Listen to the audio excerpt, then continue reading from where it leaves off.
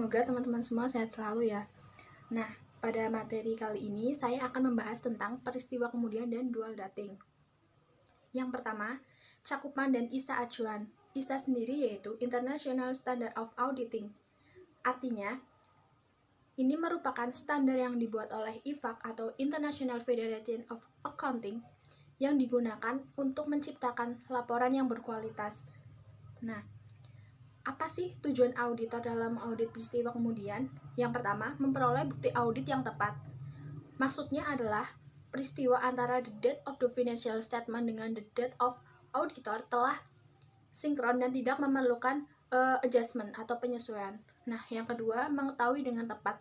Maksudnya adalah mengetahui dengan tepat fakta yang diketahui auditor setelah laporan tanggal auditor tersebut.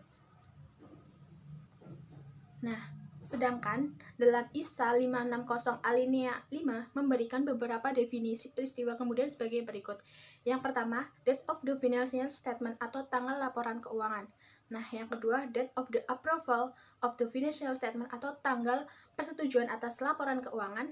Nah, yang ketiga yaitu date of the auditor report atau tanggal laporan auditor.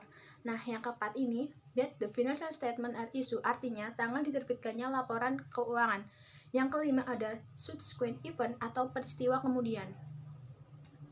Nah, setelah teman-teman mengetahui apa itu ISA, tujuan auditor, kemudian beberapa definisi yang disebutkan oleh ISA 560 alinea 5, kemudian kita akan membahas skema 12.1. Nah, selanjutnya setelah teman-teman mengetahui apa itu ISA, apa itu tujuan auditor mengaudit peristiwa kemudian, dan juga beberapa definisi yang telah disebutkan oleh ISA 560 alinea 5, selanjutnya kita akan membahas apa itu skema 12.1. Nah, skema 12.1 itu menunjukkan peristiwa kemudian dan tanggung jawab auditor. Maksudnya adalah skema 12.1 ini yang terdiri dari A, B, C, D menunjukkan dua jenis peristiwa kemudian. Yang pertama dari A sampai C menggambarkan di mana kewajiban auditor ialah mengumpulkan bukti audit yang dapat menekan resiko salah saji yang mungkin dialami dalam peristiwa kemudian ini. Nah, yang kedua, fakta-fakta sesudah atau pasca titik C di mana kewajiban auditor adalah memberikan tanggapan terhadap fakta-fakta baru yang memerlukan adjustment dalam laporan keuangan audit tersebut. Selanjutnya yaitu tentang peristiwa kemudian.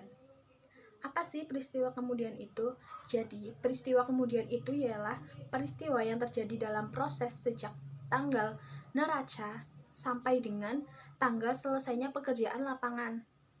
Nah, peristiwa kemudian yang perlu dijelaskan itu yang pertama, peristiwa yang jumlahnya material, yang kedua, peristiwa yang penting dan luar biasa, yang ketiga, peristiwa yang terjadi dalam periode sejak tanggal neraca sampai dengan diselesaikannya pekerjaan lapangan. Nah, peristiwa kemudian ini memiliki dampak terhadap penyajian informasi di dalam laporan keuangan yang dibagikan menjadi dua golongan. Yang pertama, peristiwa kemudian yang secara langsung mempengaruhi laporan keuangan audit sehingga auditor memiliki kewajiban untuk mengusulkan adjustment terhadap laporan tersebut. Golongan kedua yaitu peristiwa-peristiwa yang tidak memerlukan adjustment akan tetapi memerlukan komentar dalam bentuk catatan kaki dalam laporan keuangan audit. Nah, contohnya yaitu yang pertama, penurunan harga surat berharga karena investasi sementara. Yang kedua, pengeluaran obligasi atau saham. Yang ketiga, penyelesaian perkara pengadilan yang telah direncanakan setelah tanggal neraca. Yang keempat, penurunan nilai pasar sediaan sebagai akibat larangan pemerintah terhadap suatu produk. Yang kelima, kerugian akibat terbakarnya sediaan yang tidak dapat diasumsikan. Nah, setelah kita mengetahui dua golongan peristiwa kemudian tersebut, selanjutnya kita akan membahas prosedur audit terhadap peristiwa kemudian. Yang pertama, kita harus mempelajari notulen rapat Dewan Komisaris, pemegang saham, dan komisi-komisi yang dibentuk pada periode setelah tanggal neraca. Yang kedua, kita harus mereview laporan keuangan klien yang dibuat dalam jangka waktu antara tanggal neraca audit sampai dengan tanggal penerbitan laporan. Nah, yang ketiga, kita harus mengadakan wawancara dengan pimpinan perusahaan mengenai peristiwa kemudian apa sih yang nantinya akan terjadi. Nah, yang keempat, melakukan wawancara dengan penasehat hukum klien. Nah, yang kelima, kita mereview jurnal penerimaan kas, terutama dalam penjualan aset. Nah, yang keenam, kita juga harus mereview transaksi yang material yang jumlahnya dicatat di jurnal memorial. Nah, setelah kita mengetahui prosedur-prosedur tersebut, kita juga harus mengetahui contoh kasus realnya di dalam laporan audit tersebut. Selanjutnya, saya akan memberikan contoh peristiwa kemudian yang mungkin sering dialami dalam perusahaan. Di sini saya akan memberikan 2 kasus. Kasus pertama, tanggal 25 Februari 2020, sebuah tuntutan hukum telah dilakukan kepada perusahaan atas kecelakaan yang terjadi pada 10 Oktober 2019. Nah, perusahaan telah memperkirakan kewajiban yang harus dibayar karena kejadian ini sebesar 10 juta. Akan tetapi, vonis pada hari ini menetapkan bahwa perusahaan harus membayar 30 juta. Nah, penyelesaian dari kasus ini yaitu peristiwa ini merupakan peristiwa golongan pertama. Karena apa? Karena peristiwa ini terjadi setelah tanggal neraca dan berdampak pada laporan keuangan yang bersifat material, sehingga perusahaan harus mencatat jurnal penyesuaian sebesar 20 juta dengan akun denda pengadilan. Yang kedua, akun kas di kredit sebesar 20 juta rupiah. Nah, dalam peristiwa ini, mengapa tidak yang dicatat 10 juta? Karena 10 juta ini telah diperkirakan, sehingga kita harus mencatat 20 juta karena 20 jutanya itu belum diperkirakan pada laporan keuangan sebelumnya. Nah, kasus yang kedua, tanggal 10 Februari 2020, kebakaran telah menghanguskan sebagian bangunan perusahaan. Bangunan tersebut bernilai sebesar 2 miliar rupiah dan nilai sisa yang diperkirakan per 31 Desember 2019 sebesar 2 miliar juga.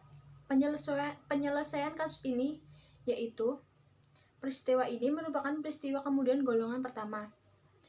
Karena peristiwa ini terjadi setelah tanggal neraca. Nah, kebakaran tersebut merupakan kejadian yang tidak dapat diperkirakan oleh perusahaan, sehingga perusahaan tidak menyiapkan cukup dana untuk menutupi kerugian tersebut. Dalam neraca sebenarnya nilai bangunan tersebut telah habis, akan tetapi masih bisa digunakan.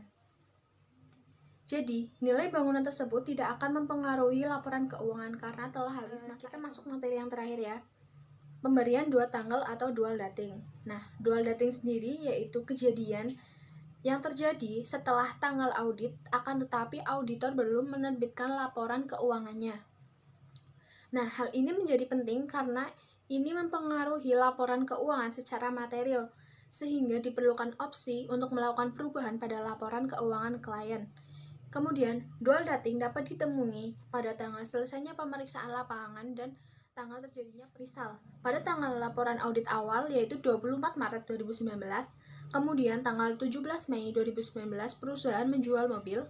Nah, pekerjaan audit tambahan selesai tanggal 31 Mei 2019, maka terdapat catatan dual dating sebagai berikut. 24 Maret 2019 kecuali mengenai catatan X yang tertanggal 31 Mei 2019. Nah, mungkin sekian materi yang dapat saya sampaikan, kurang lebihnya mohon maaf. Terima kasih. Tetap stay safe.